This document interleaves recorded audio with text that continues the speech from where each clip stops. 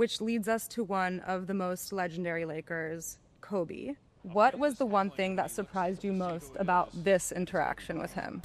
So Doncic, a fan is heckling him, and he looks to see who it is, and it's Kobe Bryant. I like that he showed love.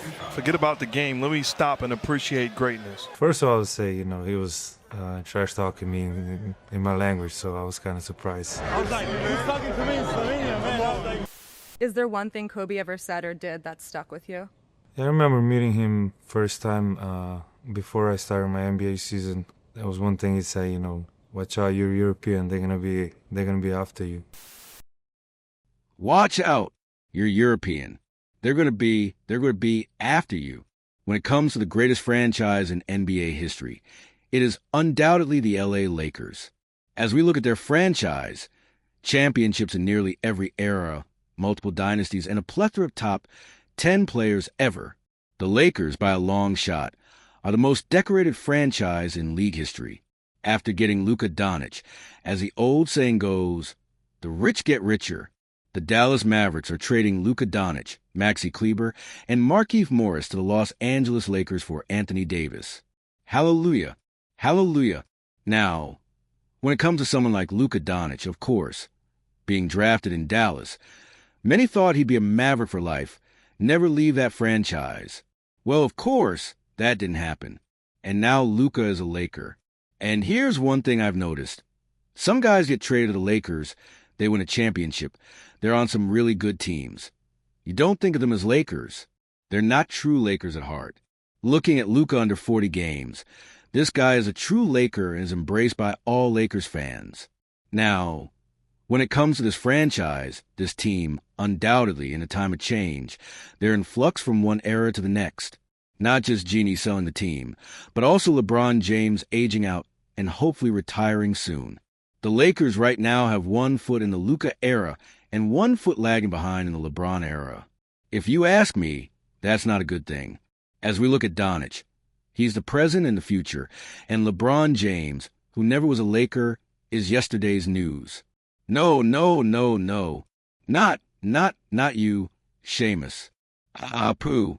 For the vast majority of real Lakers fans, not LeBron fans cosplaying as Lakers fans, the past 5 to 6 years have been an utter disaster. Long story short, the LeBron Lakers era needs to end right now. As we look at how Luka is playing, LeBron coming back can hinder his play and hinder his greatness. If LeBron doesn't come back, what you're in store for is Kobe 06 2.0. With this Lakers team in his 7th year, he will put up the last couple of years' injuries. He's moved from team to team, Memphis to Washington. Doncic 3. Not an on night for teams. They can do this. Oh, they're outscoring them 21-10 off the bench. That's what's kept Minnesota in this game. Applause. Music. Number 1. If you're the Dallas Mavericks, clearly you lost all faith in Luka Doncic. That's a story. That's looking at Luka right now, how he's playing. To me, it's pretty obvious this dude is the best Laker since Kobe when he was in his prime in 2013.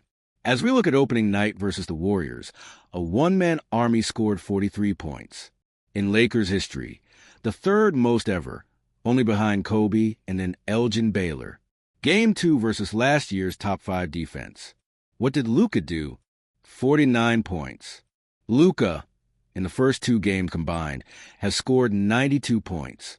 Looking at Lakers history, in the first 2 games this season, that is the most points on record. Most points ever scored through 2 games through the first 2 games in Lakers history. Passing Jerry West is Luka Doncic. He has 92 points, 23 rebounds, and 17 assists. You look at it right there. I've made a huge mistake. Applause. What Lakers fans are starving for is a full Luka Doncic experience. What they don't want to see is Luka Doncic and LeBron James hanging on, hindering the team. And I'll say it once again. If Luka gets the full reins, he's the unquestioned guy, and you have Reeves, Hachimura, guys who are decent players beside him. This year for Luka Doncic will easily be one of the best offensive seasons in league history. And speaking of the Lakers, when it comes to franchise history, they have tons of championships, tons of dynasties. We get that. But looking more in depth, There's always these weird gray zone areas where nothing's really happening. There's a transition going on. Looking at Kobe, that was '05 to '07. The team around him was pretty piss poor. Looking at the Lakers prior to Shaq in 1996, a weird collection of talent stuck in one era and moving to the next era. And even when Shaq got there, that weird blend of him, Kobe, Nick Van Exel, and Eddie Jones. Then looking at Kareem, his first 4 years in Los Angeles were pretty lackluster. Luka right now, for Lakers legends, is not unfamiliar territory. This franchise does not hang division banners. It does not hang conference championships. We hang one banner, and one banner only, and that's NBA titles, right? So you have to start there. You have to understand that that's what this is. And you may not like it. You may think it sucks. You may think it's not great sportsmanship. Get over it. It is what it is. It's a city of champions for a reason. Kobe, in his career in the mid-2000s, had a ton of motivation to win championships and win without Shaq. Luka right now is ringless. We get that. But looking at the motivation factor, the Tiger factor, Luka right now is much like Kobe in the mid-2000s. And of course, Kobe in '06, one of the greatest carry jobs of all time on both ends of the floor. That Lakers team of Kwame Brown, Smush Parker, someone like Chris Mim, they had no business winning 47 games. Why they did that was because of Kobe, who arguably was the MVP. Looking at Luka this year, I get similar vibes. The game versus Minnesota was absolutely brilliant. And look at the supporting cast, laying off Luka Doncic. They also played extremely well. As we look at the starters, for out of 5, including Luka, shot above 60% from the field. Point guard, it's a lot in your mind. Now he's able to get a little comfortable and just settle in and shoot the basketball the way he does. 5 more points to have the most points through the first 2 games in Laker history. Shooting from the floor for the game for the Lakers. Lasering it inside. Doncic eating. Got behind the back. Rue will try to beat. I love it. I understand Luka in Dallas was phenomenal. He had near MVP seasons. But looking at him this year, he's simply different. And here's what I see. Much like Kobe in '08, '09, and 2010, what Luka has driving him is that carrot out in front of him that you can't win, that you're fat and you're out of shape. And looking at the first 2 games, minutes played 76, points scored 92. That right there is Kobe-esque. And I'll end it on this.